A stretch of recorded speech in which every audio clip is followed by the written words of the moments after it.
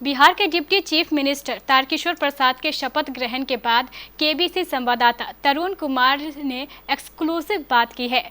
तारकिशोर प्रसाद ने KBC news को 5 साल का प्लान बताया है। डिप्टी चीफ मिनिस्टर बिहार के साथ साथ कटिहार के लिए क्या करने वाले हैं, उनकी प्राथमिकता की लिस्ट में कौन कौन से मुद्दे हैं, हमने उनसे ये समझने की कोशिश की। जल जमाव, ट्रैफिक जाम और गौशाला गुमटी की समस्या को लेकर देखिए डिप्टी चीफ मिनिस्टर से क्या जवाब मिला। नमस्कार, मैं हूं तरुण।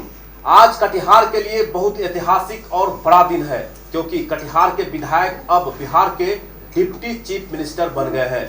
कटिहार के विधायक और बिहार के डिप्टी चीफ मिनिस्टर का शपथ लेने के बाद सबसे पहला इंटरव्यू हम दिखाने जा रहे हैं। मैंने खुद तारकिशोर प्रसाद से बात की है। हम स्वागत करना चाहेंगे बिहार के डिप्टी चीफ मिनिस्टर का। सर, सबसे पहले केबीसी न्यूज की ओर से आपको बहुत बहुत शुभकामनाएं।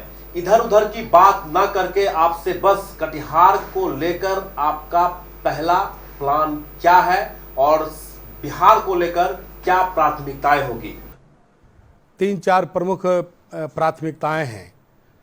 पहली प्राथमिकता, जो अतिवृष्टि के कारण कटिहार में जो जल जमाव देखने को मिला या उसके कारण जो हमारे नागरिकों को परेशानी हुई, इसके लिए मैं लगातार 2018 से प्रयत्न कर रहा था और नगर एवं आवास विभाग के बुडको ने स्ट्रॉन्ग वाटर ड्रेनेज प्रोजेक्ट 1 एक प्लान तैयार किया है, जिसका डीपीआर 1 अरब 93 करोड़ रुपया है और उसकी तकनीकी स्वीकृति भी बुडको ने दे दी है और नगर एवं आवास विभाग के पास इस प्रस्ताव को भेजा गया है। यह योजना निश्चित रूप से कटिहार में लागू होगी। इसमें 3 फॉल है, वाटरफॉल है, जिसमें एक कारीकोसी है, दूसरा रोजितपुर है, तीसरा जो मिर्चाईवाड़ी का क्षेत्र है उसे कोलासी या कोसी धार में उसको आउटफॉल किया जाएगा। यह एक महत्वाकांक्षी योजना है और वर्षा के जल के निकासी का एकमात्र सबसे बेहतर योजना यही है। यह योजना बिहार में सहरसा में प्रारंभ हुआ है और कटिहार दूसरा ऐसा नगर निगम क्षेत्र होगा जहां यह योजना प्रारंभ होगा और अस्थायी तौर पर कटिहार वासियों को इस समस्या से निजात मिलेगी।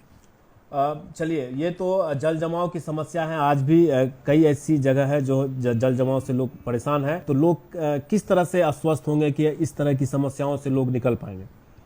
मैंने आपको पूर्व में ही बताया, यह योजना निश्चित रूप से हम सब लागू करेंगे। इसे सरकार भी गंभीर है।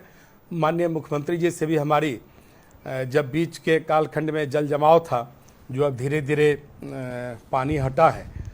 और मेरा जो दूसरा एक महत्वाकांक्षी योजना है, जो कटिहार के लोग जाम से वो परेशान थे, कि गौशाला के पास जो रेल गुमटी है उसमें रोड ओवर ब्रिज नहीं होने के कारण लोगों को आवागमन में काफ़ी कठिनाई हो रही है। तो पूर्णिया कटिहार मनिहारी अहमदाबाद पथ के इस रेल गुमटी के रोड ओवर ब्रिज का निविदा की प्रक्रिया संपन्न हो गई है और यह ऑलरेडी अवार्ड होने की स्थिति में आ गया है और मुझे लगता है कि आने वाले दिनों में यह कार्य प्रारंभ होगा। कई तकनीकी कारणों से वर्षों से यह योजना टलती जा रही थी। कभी आरसीडी में यह सड़क था, बाद में अब लगता है कि वो फाइनल कगार पर कन्वर्शन हुआ, फिर रेलवे ने पावर सब स्टेशन बना दिया, उसके कारण अलाइनमेंट चेंज हुआ। जब निविदा हो गई तो जो कॉन्ट्रैक्टर ने निविदा डाला वो 9% एबव डाल दिया। बाद में विलम्ब के कारण जो रेट शेड्यूल है वो 13% हो गया और 13% हो गया, तो अब 9% एबव में वो काम नहीं करना चाह रहा था, इसलिए मजबूरी में मंत्रालय को दूसरी निविदा निकालनी पड़ी। तो चलिए खैर, यह योजना भी अब इसी वजह से इतना विलम्ब हुआ चरण है। और तीसरा जो एक महत्वपूर्ण स्वास्थ्य के क्षेत्र में मैं आपको बताना चाहूँगा बिल्कुल कि मेरा लगातार प्रयास था। 2009 में मैंने सदर अस्पताल को 300 बेड का अस्पताल में अपग्रेड करने का एक सफल काम किया था। और लगातार प्रयास करने के कारण अभी पिछले दिनों माननीय मुख्यमंत्री जी ने 100 बेड के अस्पताल भवन के निर्माण का शिलान्यास भी किया, उसके लिए जगह भी चिन्हित हो गया है। और दूसरी जो एक महत्वाकांक्षी योजना स्वास्थ्य के क्षेत्र में है कि भारत सरकार के स्वास्थ्य मंत्रालय ने बिहार में 9 स्थानों पर मातृ शिशु अस्पताल निर्माण कराने की स्वीकृति दी थी। उसमें कटिहार को मैं लगातार प्रयास करके उसकी स्वीकृति दिलाया और 20 करोड़ की लागत से 100 बेड का मातृ शिशु अस्पताल का भी निर्माण सदर अस्पताल के ही परिसर में, जब आप मुख्य द्वार की ओर प्रवेश करते हैं तो बाईं ओर का जो वो पुराना आवासीय परिसर है उस परिसर में उसका किया जाएगा। और इसके साथ ही मैंने कटिहार विधानसभा क्षेत्र एक चीज और मैं बताना चाह रहा हूँ कि कटिहार विधानसभा क्षेत्र में 2 प्रखंड जुड़े हुए हैं। तो कटिहार सदर प्रखंड के हपलागंज में मैंने अतिरिक्त प्राथमिक स्वास्थ्य केंद्र का स्थापना कराई और हसनगंज में महमदिया में मैंने अतिरिक्त प्राथमिक स्वास्थ्य केंद्र की स्थापना कराई और कटिहार शहर में शहरी स्वास्थ्य केंद्र रामनगर में एवं फसिया मोहल्ले में उसकी स्थापना कराई जो कार्यरत है। इस तरह से शहर में भी 2 शहरी स्वास्थ्य केंद्र आज चालू है और ग्रामीण क्षेत्र में भी 2 स्थानों पर अतिरिक्त प्राथमिक स्वास्थ्य केंद्र अवस्थित है। और ये 2 जो महत्वाकांक्षी योजना है जहां बेड के अभाव में रोगियों को कठिनाई हो रही थी, इस कठिनाई को दूर किया। जब बिहार में नीतीश जी के नेतृत्व में सरकार बनी तो प्रत्येक प्रमंडल को एक ये माना गया, मतलब उसका एक स्तर तय किया गया कि प्रत्येक प्रमंडल में एक इंजीनियरिंग कॉलेज का स्थापना की जाएगी। और मुझे बताते हुए प्रसन्नता हो रही है, मैंने बिहार विधानसभा में प्रश्न किया था तो सरकार ने कहा था कि प्रत्येक प्रमंडल में एक स्थापना होगी, उस आधार पर प्रमंडल के अंतर्गत कहीं भी हो सकती है। पूर्णिया प्रमंडल का इंजीनियरिंग कॉलेज कटिहार में उन्होंने निर्माण कार्य प्रारंभ कराया जो हाजीपुर में बन रहा है। जी, हाजीपुर के नज़दीक में वो बन रहा है। 9 एकड़ जमीन पर 99 करोड़ की लागत से उसका निर्माण हो रहा है। और बाद में सरकार ने प्रत्येक जिला स्तर पर भी उस प्रत्येक जिला में इंजीनियरिंग कॉलेज की स्थापना की घोषणा की है और वो हो भी रहा है। लेकिन यह उस समय का इंजीनियरिंग कॉलेज है जिसमें सिर्फ प्रमंडल में एक स्थान पर होना था, वो कटिहार में बना। ये हमारी उपलब्धि है। आपके द्वारा कोई ऐसा काम छूट गया हो जो कटिहार की जनता चाह रही हो, आप भी चाह रहे हो, वो नहीं कर पाए हैं? देखिए, कटिहार में जो एक बड़ी समस्या है जाम की जी, पार्किंग की, जिसमें कि शहर के लोग काफ़ी परेशान हो रहे हैं। तो मैं बताना चाहूँगा कि भारत सरकार ने कटिहार को 4 लेन से जोड़ने का काम किया है और पूर्णिया कटिहार मनिहारी अहमदाबाद पथ में दलन से बाईपास एक सड़क बनेगी जो आगे मनिहारी पथ में ही शरीफगंज के आगे वो फिर उससे कनेक्ट होगी। और जितने भारी वाहन हैं शहर के बाहर सीधे जो झारखंड तक जाना चाहेंगे, जो पुल बन रहा है उसी गंगा पुल के कारण ये 4 लेन से कनेक्ट हुआ है, तो उस जाम से भी बहुत बड़ा राहत मिलेगा। और दूसरा क्या कि कटिहार शहर में पथ निर्माण विभाग की एकमात्र एक सड़क है जो चूरी पट्टी से महमूद चौक तक है। वही एक सड़क है जिसमें कि हम फ्लाईओवर बना सकते हैं और हमने इस संबंध में पहल भी की है। कटिहार में जो जाम की जो सबसे बड़ी समस्या है, मोटर वाहन के पार्किंग की जो समस्या है, उसके लिए मैंने कटिहार नगर निगम के अधिकारियों से भी बात की है कि एक बहुत बड़ा क्षेत्र कर्पूरी मार्केट के इर्द गिर्द है जहां की हम अस्थायी तौर पर पार्किंग की व्यवस्था कर सकते हैं।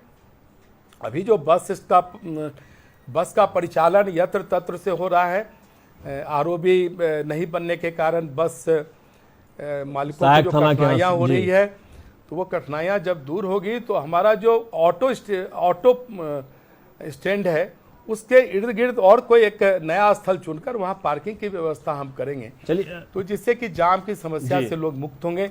और मैंने बताया कि स्ट्रॉन्ग वाटर ड्रेनेज सिस्टम के अलावा जो जल जमाव की जो समस्या है उसके लिए पूर्व में भी कटिहार नगर निगम में कई प्रस्ताव लंबित थे। कटिहार नगर निगम में नगर निगम का जो सामान्य बोर्ड की बैठक विगत 2 वर्षों से नहीं होने के कारण महात्मा गांधी पथ का ऊंचीकरण और उसके दाहिनी ओर से पक्का नाले का निर्माण की योजना लगातार 2 वर्षों से लंबित थी। इसमें 2 करोड़ से ज़्यादा की राशि का उसमें खर्च होना है और यह ड्रेनेज पानी टंकी चौक से सीधे हरदयाल चौक तक वो ड्रेनेज जाएगा।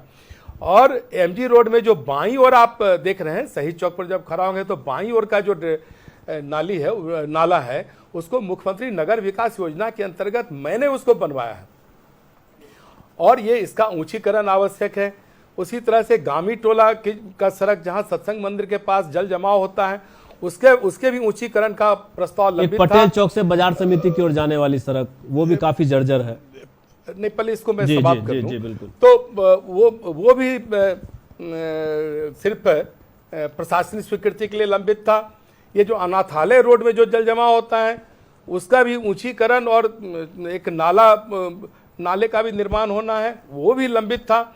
इस तरह से जो 3-4 प्रमुख जगह जो जल जमाव है, हाई स्कूल पारा में भी है, लेकिन हाई स्कूल पारा में लग रहा है कि जो नाला पूर्व से था उस नाले को ऊंचा करके उस पर अस्थायी तौर पर जो ढलाई कर दिया गया है उसके कारण वहां पर जल जमाव इस वर्ष से ज़्यादा प्रारंभ हुआ है। अन्यथा मैंने हाई स्कूल पारा में मजार के पास से शर्मा टोला तक लंबी सड़क का निर्माण कराने का काम किया और इसके पहले कभी उस तरह का जल जमाव नहीं होता था, लेकिन उस नाले के कारण हुआ है। मैंने कटिहार नगर निगम के जो अभियंता हैं, जो नगर आयुक्त, उनको भी मैंने कहा कि उसको एग्जामिन करना चाहिए आखिर किस हालात में उस तरह के नाले का निर्माण हुआ है। अगर हुआ है तो फिर उसका जो रेमेडी है उसको निश्चित रूप से करना चाहिए। किसी भी शहर के विकास के लिए वो एक पार्क की भी बहुत ज़रूरत होती है। मैंने बिहार सरकार के पीएचडी विभाग की ओर से 50 लाख रुपए की लागत से मुक्तिधाम का निर्माण कराया, जहां हिंदू धर्म के लोग अंतिम संस्कार कर सकते हैं। मेरा तो हम तो देखिए खुली किताब है और इसलिए मैं विकास के मुद्दे पर ही बात करूंगा। लेकिन है क्या कि विकास एक सतत प्रक्रिया है, कुछ चीज़ें छूटती हैं, कुछ होती हैं, फिर वो बिगड़ती हैं। जैसे अब जितनी कई सड़कें हैं जो अब नीचे हो गई है, उन सड़कों को अब उसका ऊंचीकरण करना होगा, उसको अपग्रेड करना पड़ेगा, उसको करेंगे। इसके पूर्व इस तरह का अतिवृष्टि नहीं हुआ था, इसलिए उन सड़कों में पहली बार हुआ जल जमाव इतने लंबे अरसे तक रहेगा उसका आभास नहीं था।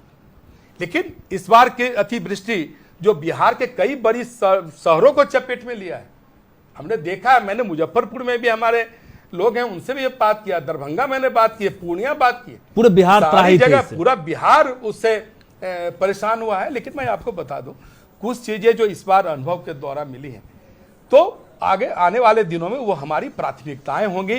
मैं कटिहार के लोगों को यह आश्वस्त करता हूं। आपने देखा होगा कि 1987 में जब बाढ़ आया तो कई पुल और कई गांव के गांव दह गए, लेकिन इसके बाद जब हमारी सरकार आई, जब मुख्यमंत्री सेतु निर्माण योजना के तहत जब बड़े बड़े पुलों का निर्माण हुआ, तो हम लोग गांव में जाके पूछते थे कि हो 87 में कहां तक पानी एलर है, तो लोग कहते हैं कि नहीं भैया 87 में है ही गाछ थोड़ा डूब गल रहा। तो उस हाइट तक हम लोगों ने पुल का निर्माण कराया। कभी कभी इस तरह की जो प्रकृति कुछ घटित करती है, प्रकृति जब पीड़ा देती है तो उससे कुछ अच्छी चीजें भी निकलती है।